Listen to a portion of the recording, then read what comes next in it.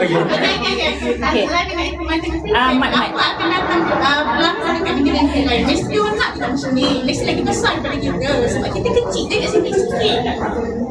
Okey, untuk soalan tu, Iqmal tahu ramai dah cakap adik angkat daripada Perak, daripada Penang, nak juga diorang nak meet and greet sebab hari tu untuk meet and greet kita mungkin tak semua kesempatan nak datang sampai ada pas kat orang lain kan. Plan yang ni Iqmal nak cakap ni memang dalam plan utama Iqmal kalau berbincang dengan dia, memang kita ada niat dan ada usaha lah untuk buat tour satu Malaysia. Kita memang nak buat. Memang nak buat. InsyaAllah. Tapi nanti kita tinggal sini balik. Kita singgah sini balik?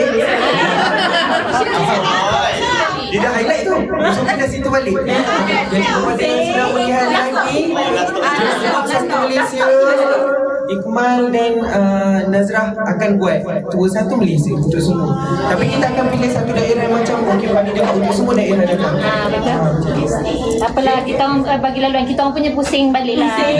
Kita orang dapat ini pun alhamdulillah. Tang dulu konda sini balik. Kan. Faham tu tengah.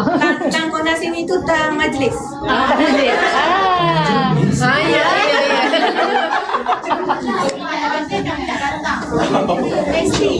InsyaAllah. Kita dah macam press conference live. Kita dah macam press conference. Guys, tak screen korang. Yang bertanya macam gini-gini dah tangan.